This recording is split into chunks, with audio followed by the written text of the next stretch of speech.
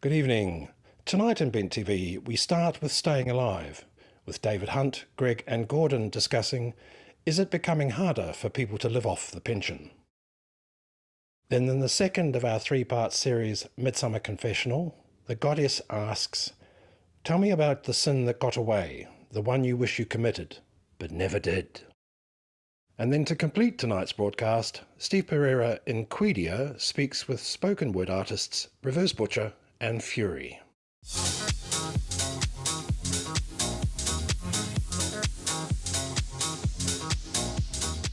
Hello and welcome to Staying Alive. This is a panel show about our ageing population. I'm David, this is Greg, and this is Gordon. Hello boys. Hey David. Hi David.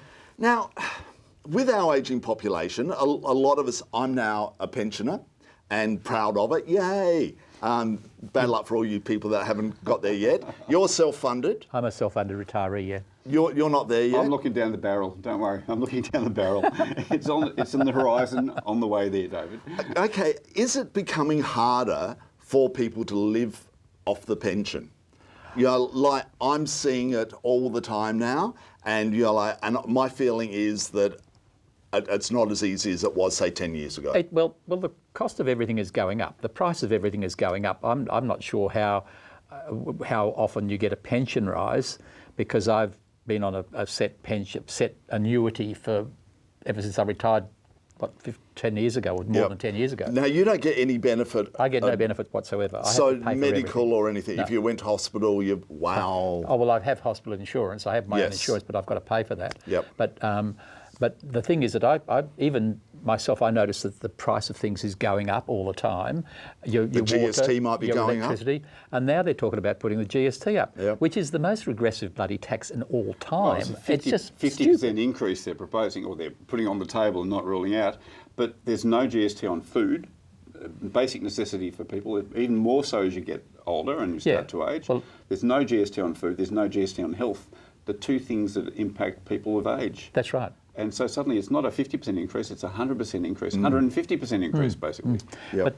But the figures have come out that people on the lower pension, lower wage group even, you know, for if they've got to spend with 15% of the increase in GST, they're going to be paying 11% of their money extra. That's what they're paying. Where people on the higher income bracket are going to pay about 5%.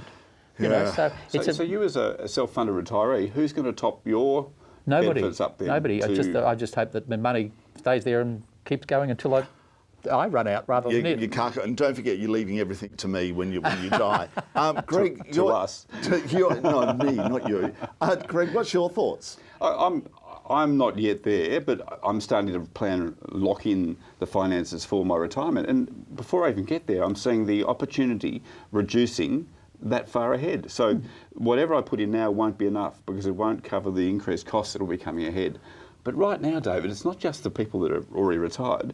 We have many people in cars that leave their office jobs, park their car under the Westgate Bridge or under the Balti Bridge or in a park, take their suits off, put them in the back, hop in their tracky dacks and sleep the night in their cars in the park. Wow. Now, this is an ageing population where people won't have accommodation, won't have a roof over their head.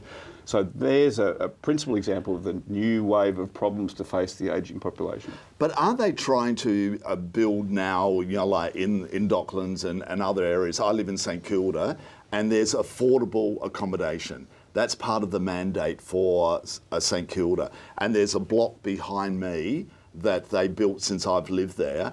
And it's lovely. It's very nice, but it's just a one-bedroom apartment, and it's for people that can't go into the Housing Commission because the wait's too long, but there's this affordable living for them. The stock, that's a fantastic idea, but the stock that's available is far less than the demand. And the demand's increasing, the stock isn't increasing as much as the demand, so the gap's getting wider, and that's the biggest problem. People like, if you talk to Tony Keenan, who's out there in the social sector, you talk to some of these leading lights of our community that have worked with poverty, worked with homelessness, I'm sure they're as despairing as I am about this widening gap, particularly for LGBTI community, where if you have the money, had the job, and you have the connections and families and the resources, great. But when you don't, and so many of us don't, Exactly. you're on the scrap heap. Wait Yep. till retirement, and it's thrifty. And it's also that whole thing of if you are a little bit unwell and you need that support by living within a community that there's nurses and whatever around, you can't afford to move into these retirement villages. That's the other big thing. But once upon a time, all the places where you could homeless people or people that wanted cheap accommodation could Yep. get it. It was in the city of Port Phillip and around St Kilda and South Melbourne and Albert Park or not Albert Park, but then in Carlton. No, not and Albert everything. Park. Then in Carlton and all those sort of things, they were places where they were living. They have since been sold, knocked down, and put up as high-rise apartments for investors, and these people have got nowhere to live now. And this is the problem. And the other case is that, yes, it was in a city, but because of the sprawl of Melbourne, and as we know, in the next 10, 15 years, we're going to overtake Sydney's population. So therefore, we need further out of town. We need this affordable living for people that don't want to live on the... But you've also got to have the transport for them to get around, and when you get out into some of these outer areas, there's no decent transport. And in our space, in LGBTI space, you need to have the community for them to be within, so they're not isolated outside their own community, right. way out of town. No transport, limited funds, in isolation, and that's terrible. See, we get people ringing up about vintage men, but they live way up in the west somewhere, and we meet in St Kilda, and they've got no means of getting there. Have you thought of doing, like sort of once every 2 months in particular areas? They can have... Roadshow. We do have lunches on a Thursday, and they go to different sort of areas for people to go, but it's still very difficult. I'd start to use the Scandinavian models of multi-shared, 30, 40 people sharing a place, generations, different sexualities, different genders, sharing a place, and you can age through that process, stay in your own home, and when you depart, new people move in. Yeah. It'd be almost like a social enterprise to get people together. But that wouldn't go down very well with the government. You can't have socialism. This is the problem. It'd be harder to tax. But capitalism wins every time, but you can't have socialism, and not like they do in Denmark or wherever it is you were talking about, because it's just not on. Well, it's just a sad, because I'm supported very much by my family. I'm very lucky. I'm the baby, and now I've got nieces and nephews who are helping me get through that period. We could talk for hours about this, but we've run out of time. Thank you again, because you talk too much, Gordon. Thank you so much for watching Staying Alive. This is Greg Adkins. G'day. This is Gordon. Oh, what's your surname? Oh, Wilson. Wilson. Oh, that's right, Mr. Wilson. Mr. Wilson. Mr. Wilson. I'm Mr. David Wilson. Hunt. We'll talk to you soon.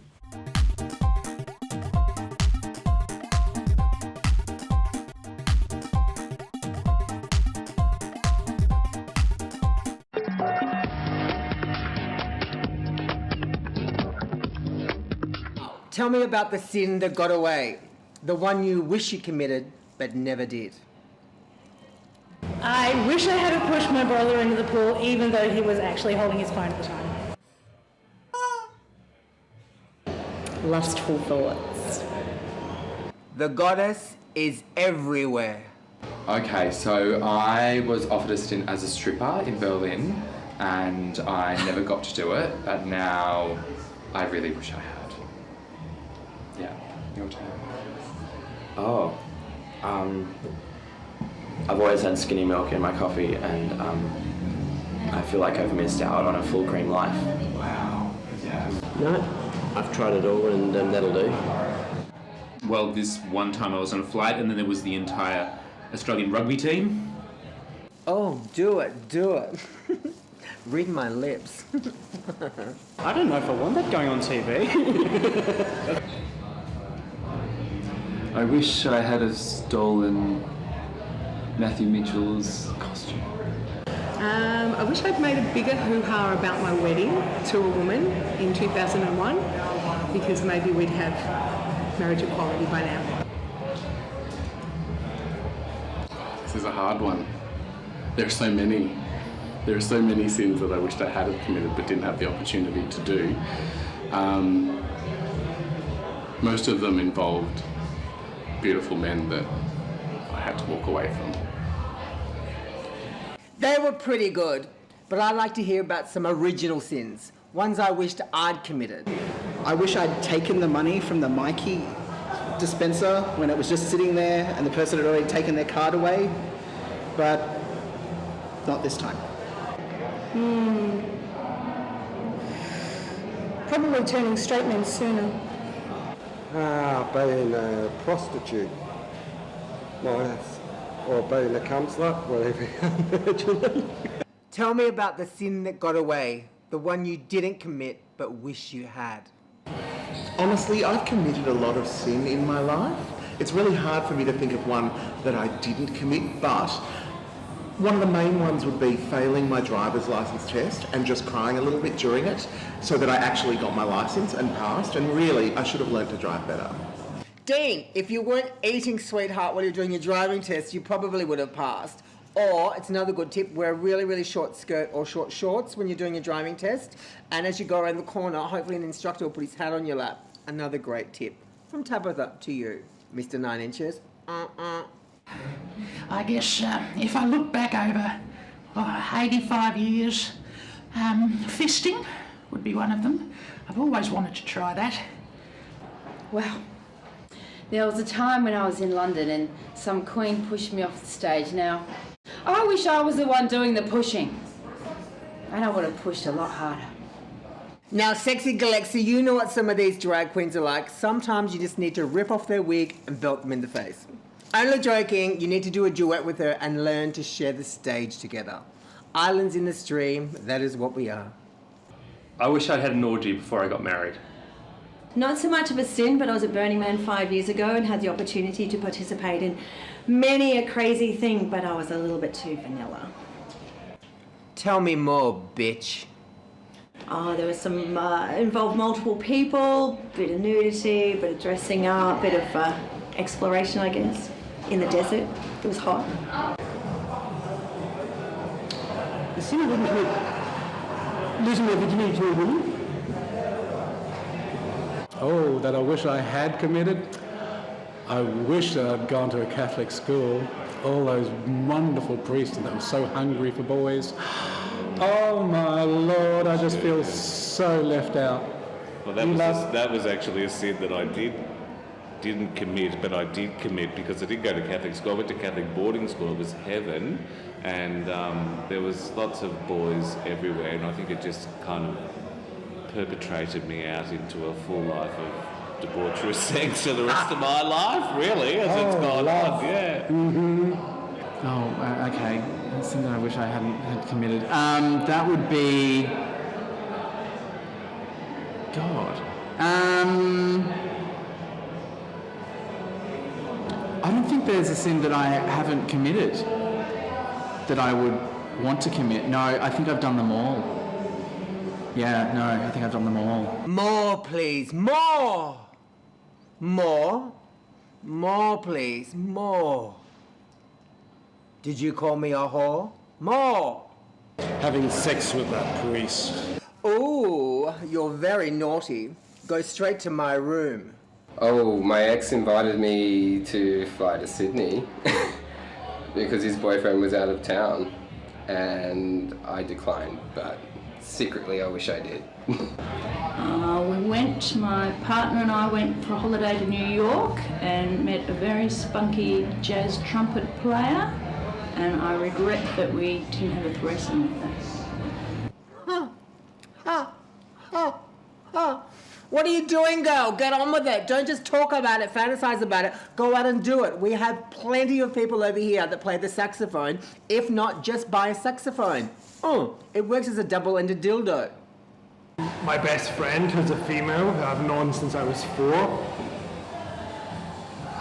met a guy and who married him, and I always wished that I had slept with him.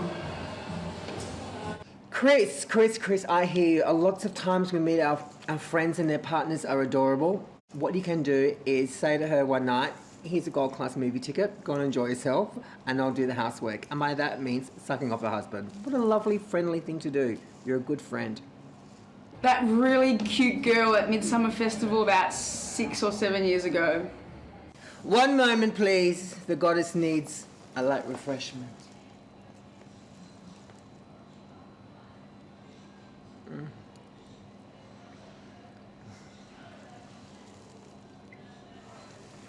I always wanted to get into bondage, but never really liked to hurt people. So I like the idea, but just don't like the hurty people bit. I'm fine with the dick and bum stuff. It's just the hurty people. I wish I had actually screwed one of those wives. She was pretty hot. She actually invited me in to have a spa with her, and I kind of got a bit embarrassed because I'd been fucking her husband all that morning, and I was still covered in his cum, and I thought I didn't want to get in the bath with her because I thought that, you know, she could probably smell him on my skin. But now, looking back, I wish I had gone in that spa and fucked her as well. A few years ago, I was in a airline lounge with Harry Styles, and I didn't know who he was at the time. I did think he was quite good looking, and he went to the bathroom and I was considering following him, but I didn't. You can't sin without the goddess knowing. Thank you for staying with Bent TV. Please visit our website, Twitter, YouTube channel and Facebook to find the different ways you can support Bent TV, provide feedback and become involved in supporting Bent TV. Back after this break.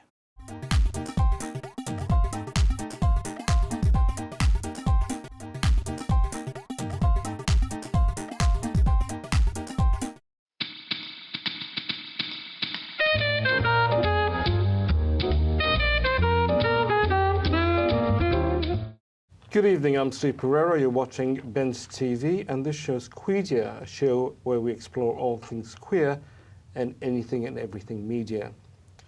Tonight we have with us two fabulous performance artists who, if you're around Melbourne, you're sure to have seen them. We're with ReVerse, Butcher and Fury. Welcome to Bent TV and welcome to Quedia. Thank you so much for being here. Thank you for having us. Now, we did tape segments with your incredibly powerful poetry. And one of the things I want to talk to you about is what your source of inspiration is, because it's not just poetry, it's not just words, it's not just the verbal, it's the whole image, it's the whole conceptual thing. What is that about? My source of inspiration is largely ReVerse Butcher, because she's my mentor, so I will palm that off. Thank you. Now you're leaving me with a whole question. And mostly, I just like to monster things. If they tell us it should be one way, then why? It's questioning everything. So. But you've got a very specific look, though. Yes, today I do. So does your look change? All the time. All the time? Yes. Often unrecognizable between shows. We were talking just before about the fact that a lot of people say, I think I know her from somewhere. Yeah. It happens a lot. No. But is that a chameleon type quality where you adapt to your environment, Yes. or is it just arbitrary? You just pick up a character and then you walk into the environment? It depends on the piece itself, and it depends on what I'm trying to monster. So, and by monster, I just mean sort of messing with the dominant paradigm. So. But the dominant paradigm changes so often. That's why I have to change so often, and that's why Fury is and so experiencing that. what your bet nor dominant paradigm? What's your horror? What is my horror? Yeah. Oh God. Being basically, I suppose, trying to be cisgendered again, and trying to try and fit in as opposed to just do what feels right for me. That would be my personal horror. So gender's an issue for you, Yes. and gender diversity. Is gender an issue for you? I'm a staunch feminist, and I mean a lot of the dominant paradigm that irritates me or that I am opposed to is to do with just subverting power. So gender, yes, has a lot to do with it, but I think as well in both our works we have a tendency towards setting up gender and then deconstructing gender and playing with the ideas and the narratives of gender. I know that some of Reb's work and the stuff that we've done together has definitely branched into that. Now, when we heard your pieces earlier and in the brief chat we had around them, I mentioned that the dominant mood seems to be one of nostalgia and sadness. and even though they're both fairly empowering, self-asserting pieces, but is there a sense of sadness around the state of the world? Oh yes. And that infuses your work? I think that yes, the world can be a very sad place, but I think the reaction that I've been experimenting with lately is one of irreverence. It's not necessarily being cruel, but it's sort of doing it anyway, and just trying to be as kind to those along the way as you can. Do you believe artists have social responsibility? My word, yes. And what's your particular responsibility? What do you see as your mission, if you have it? To find the others. To create a network of people who are on the same wavelength and who have similar interest in creating alternate narratives and alternate ways of being, so that the dominant paradigm is a little less dominant. And to make room for them. Once you break through, you pull the others with you. Yeah. But the danger is, of course, that you end up setting a paradigm of your own. And then you change all the time. And you change it all the time. And then you mess with that. How do you know when to change? How do you know when you're getting too big, too powerful? It depends on the paradigm, really. It depends on, yeah. Basically, there's a quote, leave a false name, be legendary, art is crime, crime is art. It's, you just change the way you are all the time and nobody can copy you. It's simple. That's amazing. Now you've got a book there that you're going to talk about. Yes. Or show and tell. I love show and tell. Yes. This is a project that keeps me busy at the moment. It's called On the Rod. And one of the things that I do is collage poetry. I work in 3 different streams of sort of creativity. And this is a book that I find slightly abhorrent. It started off as Jack Kerouac's On the Road. And Which is the Bible for hipsterdom. Exactly. Exactly. You sacrilegious heathen, you. Let me tell you, every single time I finish a page of this, I feel a goodness in my heart unlike any other, because I have expunged something terrible from this world, if not just once. But what's so terrible about it? There is no room for women in this book unless we are making sandwiches or having their babies. So I think that there's... But that's been true for generations. What's particularly about that book? Have you read it? Parts of it. No, I have to admit I haven't read all of it. Yeah. The book is heralded as this mark of genius when it was written in a 5-day Benzogene trip in one go. It's not necessarily the artist's greatest work, but it's being heralded as this revolutionary thing, and it was revolutionary in its time, in its own way, but it only broke through men, and it suppressed women in a very clear way. But one of the things about it was that it was pretty much a stream of consciousness based. So yes. There was no censor. It was purely this id that was coming up. Not the ego, whatever. Ego would be more accurate. Ego, yes. sorry. Still psychology 101. But it's purely an ego-driven exercise. There wasn't any other mentor to it. So in that case, it's honest. Does honesty have a... Oh, yes, but I can still refute it. This is still honest. Like, what Rev is doing is still honest. It's probably, like, more honest for where we are in our time. And so. as a critique, it's great. But I'm just curious as to what your approach to the original source material was. I think there's a dishonesty to heralding it as this sort of thing. I think that in order to engage with something, you have to be critical with it. And I feel like, as you mentioned with hipsters before, there's a tendency to accept the status quo of this book is good and not to be able to be engaged with it in a critical way. And that's a good note to end on, that we need to be critical about everything we read and see and hear. Thank you so much for being with us. I'm sorry this interview is so short. I could have gone on for days. Thank you. Thank you. You're on Ben TV with Steve Pereira on Quedia. Thank you for watching. Good night. That's all the time we have for tonight. Thank you for watching. My name is Gavin Henderson. Please visit our website, YouTube channel, Facebook to keep in contact and support Ben TV.